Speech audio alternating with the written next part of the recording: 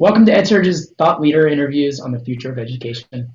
I'm Jeff Young, a senior editor at EdSurge, and we're really excited to be here live streaming from ASU GSB, which, as people in this audience probably know, is an event that is really about funders and educators from schools and colleges and those experimenting with new models of education are sort of coming together. And of course, that raises a lot of big thorny issues when it's education, something as important as you know, it's not just some product, it's something that changes people's lives. And so over the next 3 days, we're excited to be here talking with more than a dozen leading voices here as part of this series that we're streaming. And you can see the full schedule online. But our first guest is Marie Cini from the University of Maryland University College. And that, as you know, is an institution that specializes in serving older students. And Marie has actually been called one of the foremost thought leaders in adult education. So we're really excited to have her here. So she's the provost and vice president of academic affairs currently, and she has led longtime experiments in learning and experimental efforts, and so in both teaching and student success. So Marie, thank you so much for joining us. Jeff, it's my pleasure. I really love this, and happy to be here. So I wanted to first on the format, we are gonna we're gonna open it up to questions after you and I talk for a little bit. So I do want to let the audience know they're all out there as these floating heads in this Shindig platform, which is great. We will offer time for them to get in the conversation too. But I really wanted to start by zooming out and actually, I kind of just, it's like events like this are kind of time for big thinking for me, or just stepping back and like, what's really going on? What do you think right now with all the change we're seeing and all the kind of news coming out? What's the biggest single challenge you think that's facing higher ed right now? Boy, that is a really good question. I think, from my perspective, the biggest challenge is really bringing together a combination of things, and that is high quality education to students the way they need it, where and when they need it, and to create the best learning experience. We sort of assume that higher ed is what it's been for years, and you just bring it to new people in certain ways. We have to actually change the experience of learning. And I think a lot of the folks here are working on that, but we haven't solved it yet. There's a lot of little experiments going on, but I think you're going to see a lot more of this coming together. I think that is one of those kind of questions that people have, especially I talk to, an organization, a meeting like this, we have a lot of, there are venture capitalists and there are deals being done and there are companies. And yet, of course, you go into a campus and you know that there's a lot of skepticism, or you hear a lot of skepticism of a corporatization of higher ed, or a worry about that. How do you see that balance? How do you wrestle with that? So yourself? First, I just have to say that, I love the fact that you said, so you go onto a college campus. I think we have to get to a point where we start to separate out the campus experience as college from learning, higher education and learning. And, I don't actually go into banks anymore. I don't go into shopping centers.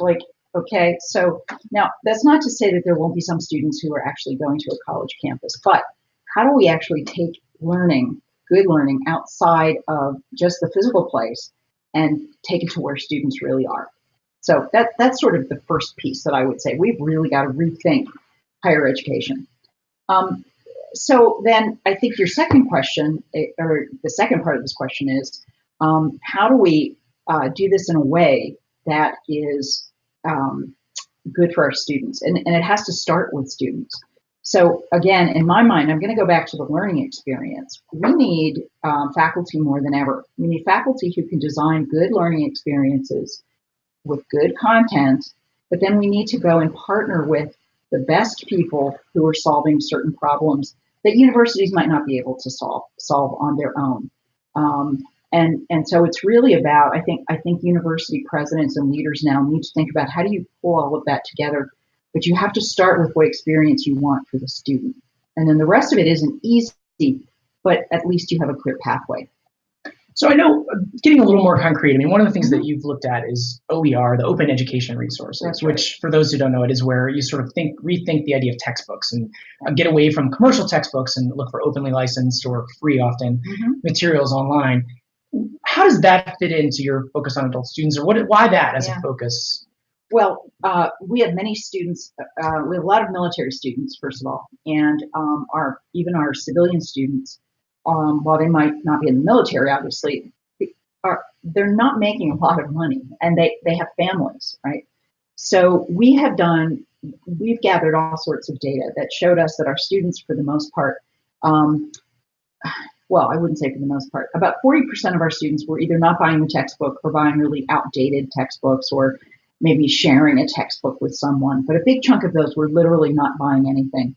And so if you think about it as an access issue, our students really, they might have been in a classroom somewhere, an online classroom, but they didn't have access to any kind of good learning materials. They were skipping it. They were skipping it because they couldn't afford it. Not because, I really reject the students are lazy. They just don't, they want to get the C, and they couldn't afford it. And if I could just tell you a little anecdote. So one morning I was at a diner, having breakfast. It was a Saturday morning. Sure. And the young woman who was waiting on us was talking to the folks in the next booth. She clearly knew them. And they were starting to ask her things like, what courses are you taking this semester? And, what books do you have to buy? And so she was going through this very long explanation of, well, this one textbook, she and two of her friends bought it and they're sharing it. And then this other one, she bought a used version.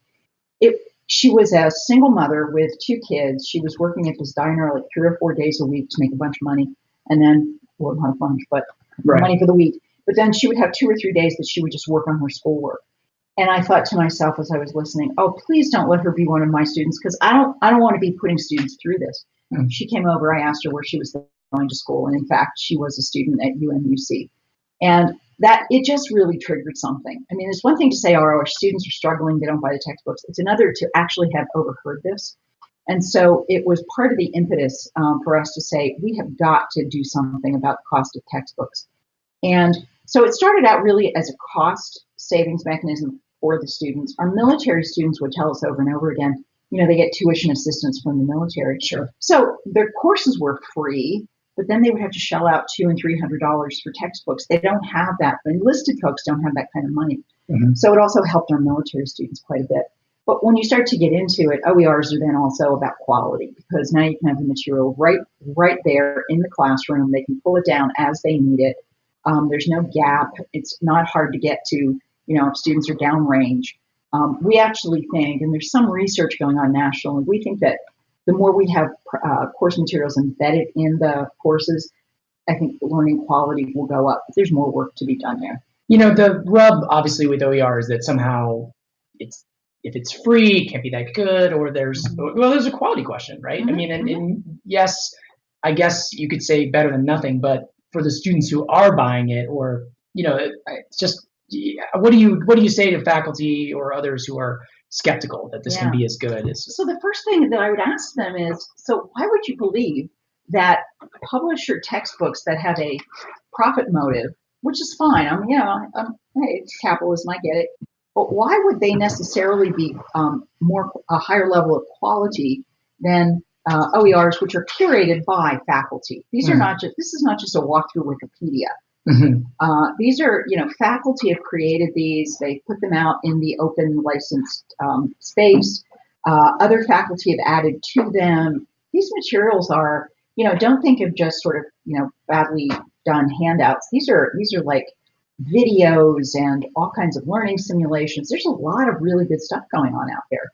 And so they can be tagged. If you think about a textbook, it sort of determines the course for you. And look, I used to teach, I still do. It's easier. It's much easier when you have a textbook, right? You just go, well, chapter easier one. For the professor, just grab that. It's way easier for the professor. Faculty actually have to think through their courses when they put open educational resources in them, because they have to really think about their learning outcomes and what resource would go with each of those outcomes. And so I think it makes for, I like to say it's faculty reclaiming their power. I mean, the faculty should be deciding what goes in the class. These are high. I realize that folks here couldn't come to my session, I think, that we have later. Yeah. But I'm going to be showing some PowerPoint slides and a video about OERs, and even give examples of some OERs and some really beautifully done ones in biology. And I think it'll change people's minds when they see what we're talking about. So just if you could just remind people how sort of big the effort is for OER for UMUC. For UMUC, we have 85,000 students around the world, Uh-huh. Over 1,000 courses, and we moved from publishers' textbooks to all OERs over 3 years. This was huge. So this is basically not just a couple of pilot experiments. This is 1,000 courses. We went big. Yeah. Part of the issue when you're this big is if you only do it for some of the students, it's really unfair to the rest of the students. So we wanted to give that ability for all the students to have the material right there. Right. At the same time, we are counting how much we're saving students, and we're up to about $19 million out of pocket for our students. Think about that over 3 or 4 years. Big. Now, I guess I'm kind of curious, are you worried? I think it's really interesting to me as I've learned more about your project, it seems like, like you said, it's something that's kind of integrated into the class. And so it doesn't feel like you're going off to a textbook over here. It's just kind of, but at the same time, that's the way you are implementing it. But it seems like there's this, I guess I'm wondering, are you worried at all that there might be a risk that some places might turn this into a course in a box in a different way, where it's just, maybe a publisher or someone else creates a new kind of, even if it's OER or not, but that creates a kind of set of video lectures or materials, and then it almost usurps the faculty in the long run, even though that wasn't the intention of kind of creating this new kind of paradigm. Well, I mean, look, textbooks usurp the faculty.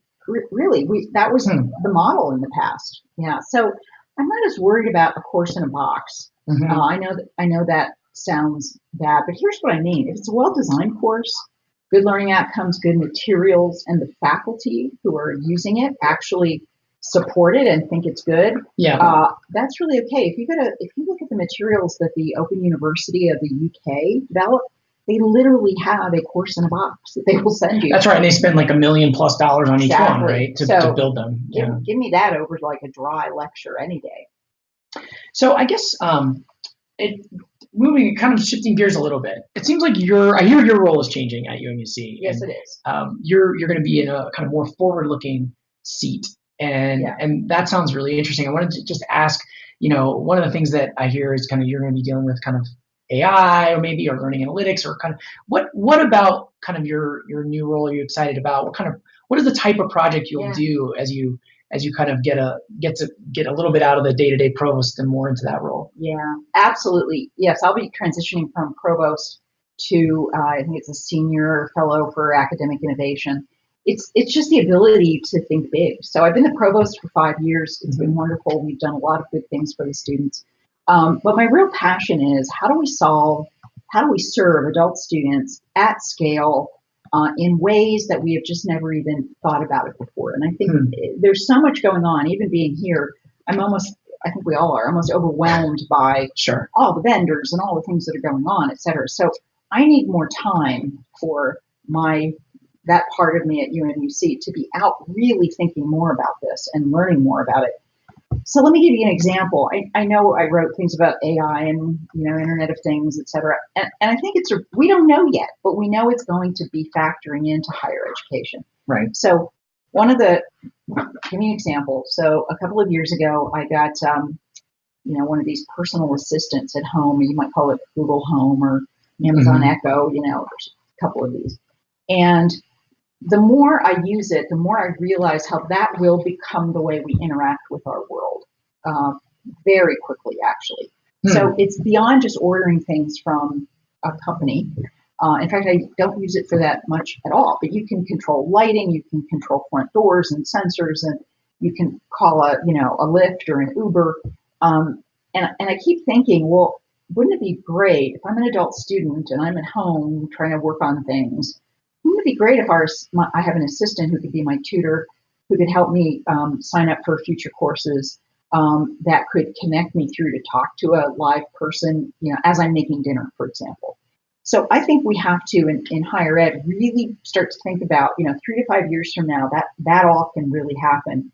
How can UMUC be doing it in a way to serve students as quickly as possible? We always want to be sort of a front runner in that.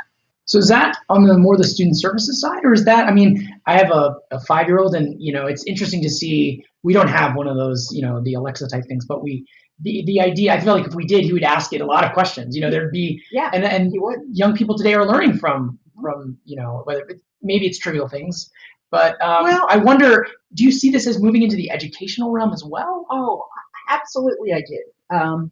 And again, I don't even think we know exactly how yet.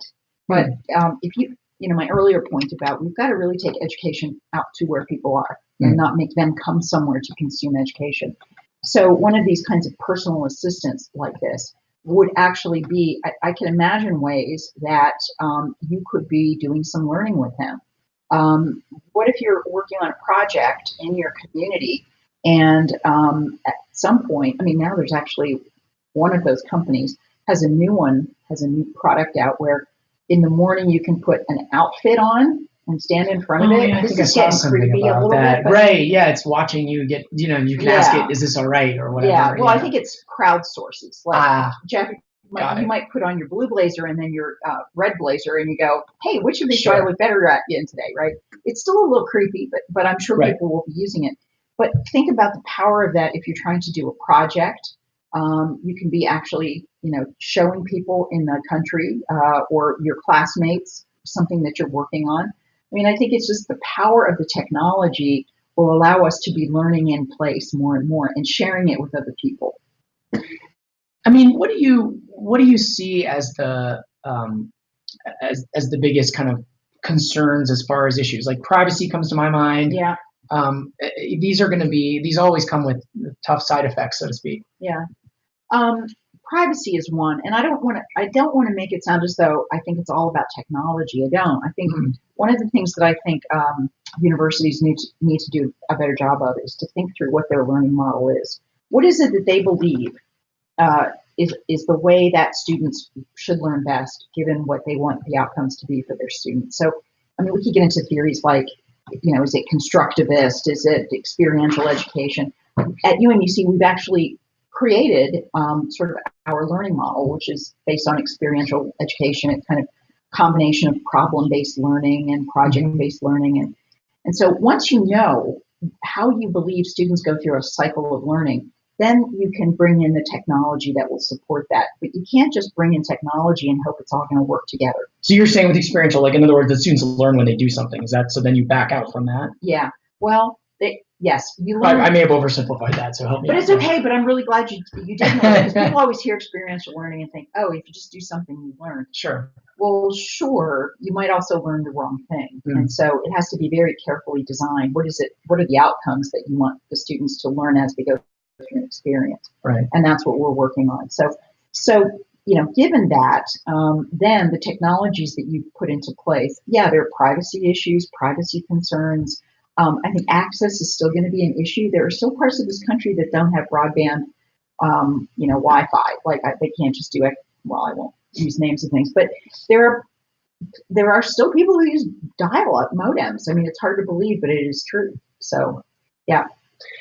And, how did you get into this work? I'm always curious how people kind of find themselves. Which part of the work? Yeah, well, reinventing education, or kind of thinking about these, exactly. So I'll go back to 1983. It was I was working at a small college north of Pittsburgh, and I stumbled into it because it was a small college that was trying to reinvent itself because it needed more.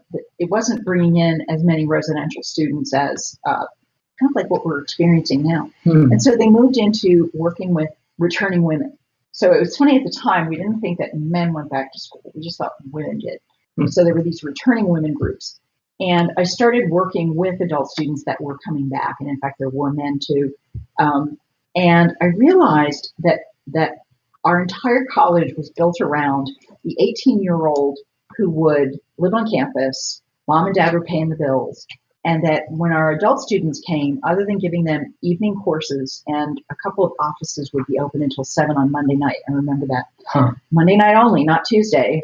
You couldn't get there. I realized it completely wasn't working for adult students. And that set me on a mission of always in my career, there's sort of this pattern, a pivot moment where if I'm working in an institution and we have gotten as far as we could get serving adult students, that's when I start to think, I really want to go someplace now where I can serve them even more and at a level where I can impact their lives better.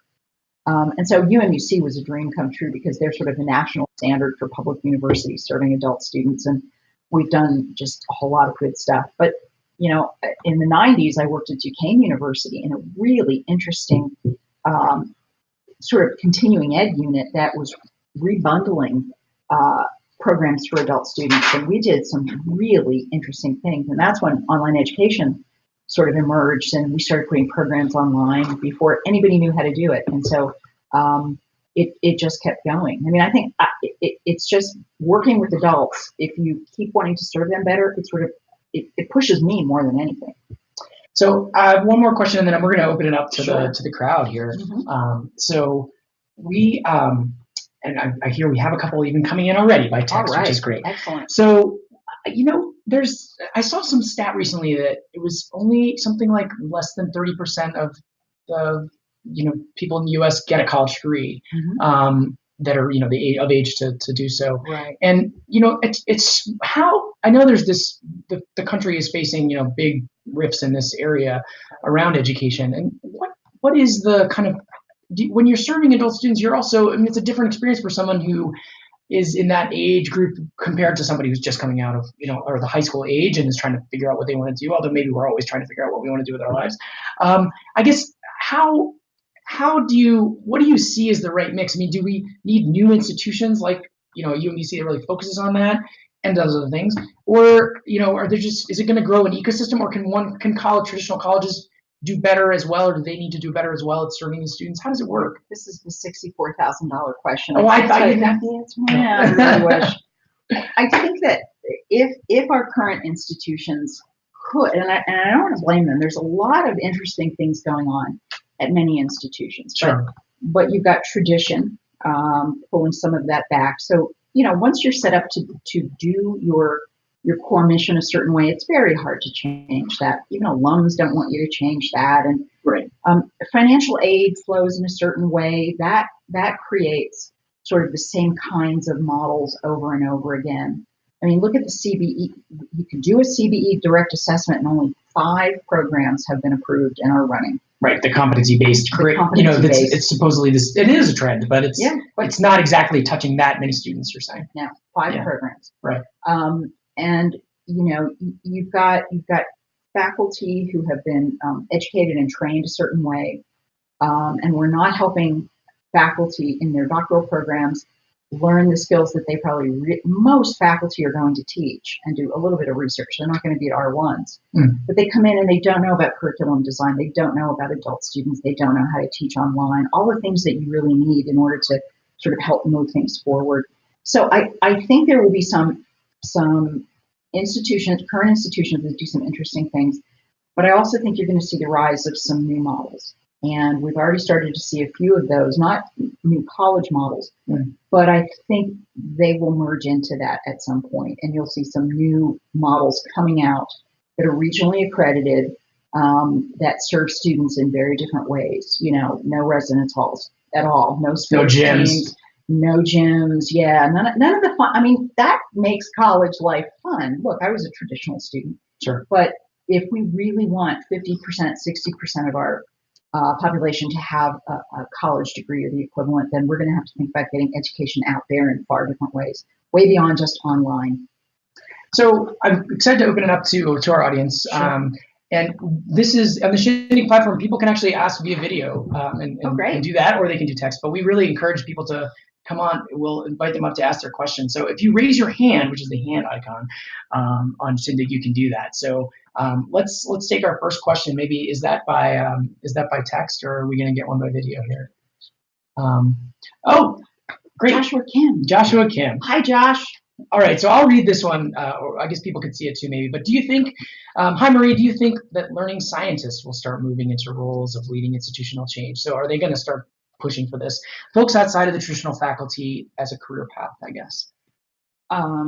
So do you think we'll learn? So it's folks outside traditional faculty career path. Will those be the ones learning scientists start moving into roles that will lead institutional change? Yeah, it depends. There are some, I think, where you have very, very strong faculty, and again, it's not a judgment, it's just a statement of what I think will happen. It's harder for folks who are learning scientists and instructional designers, et cetera, to make a huge impact. But in lots of other types of institutions, like already at UMUC, when we design courses, of course we have faculty on the team, but we have learning scientists and instructional designers and, other types of librarians. Okay. So yeah, I think you're going to see a lot coming from folks that have these other skill sets. I'm still waiting. I keep asking, with all the MOOC craze and all these different experiments in every one. I'm like, what have you learned is there anything you've learned that kind of blew your mind about how people learn? Are we going to find new ways that's really going to be concretely different about helping people learn faster or better?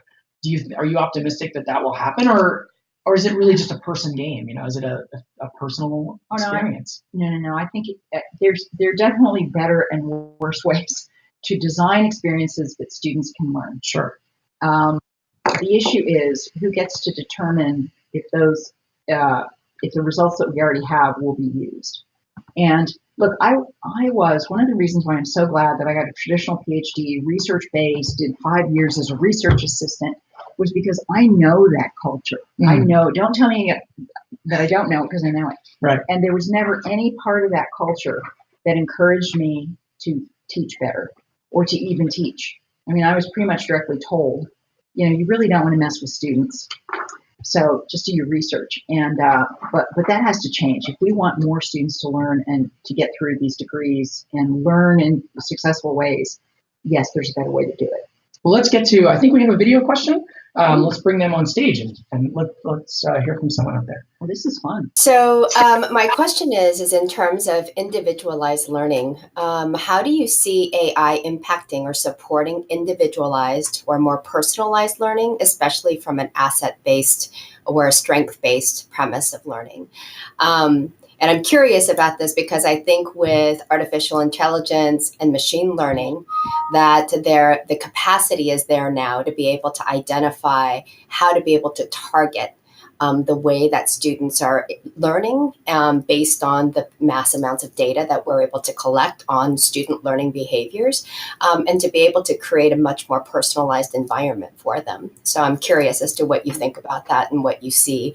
And then I have a follow-up question. So first of all, I'm sure people are writing dissertations on this, and it sounds like you, Jeannie, have a lot to tell us about too. But let me just talk about personalized learning. We actually now can we can, if you set it up correctly, understand how students are learning, where their pain points are, where they're mixing. You're going to talk with Candace Till tomorrow. That's right. And I've been a big fan of OLI and the work that they've done at Carnegie Mellon and now Stanford. When you build courses on their platform, you really do see how students learn and where they have trouble learning. And a lot of the time, it's not because of a fault with the student, it's because of the fault in the faculty who don't know how to put the curriculum in order. And so if we could get serious about designing courses more like that and doing protocol analyses of student learning pathways, then see, that's one of those examples of things could be a whole lot better.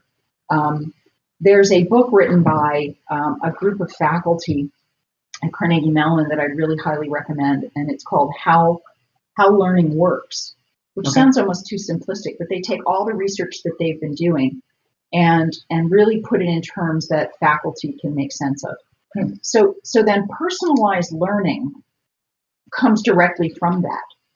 So when you can actually grab the data and find out where the problems are with student learning, then you can do large scale interventions. Right now, it's almost impossible to do that because let's say I have even 30 students in a class.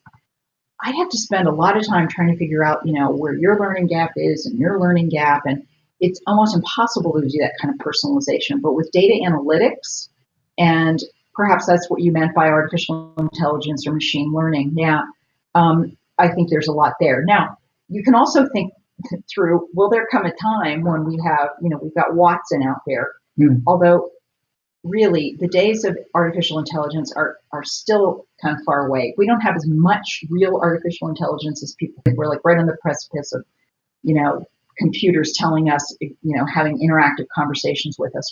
We'll be there, but not just yet. But I think right now there are platforms that could do this. And you should ask, if you're going to be on with Candace Till, ask her about the Online Learning Initiative, or the Open Learning Initiative. I'm sorry. Yeah, great. Well, that is a good segue. She'll be on tomorrow. Yeah. So, well, I think we're about out of time. I know, Jeannie, you had a follow-up question, but we can we could take it to Twitter or another medium. Okay. But thank you so much, Marie, for joining us. This is a great way to kick off our series. It's been a pleasure. Wonderful. Thank you, Jeff. Thanks everybody out there. Thanks.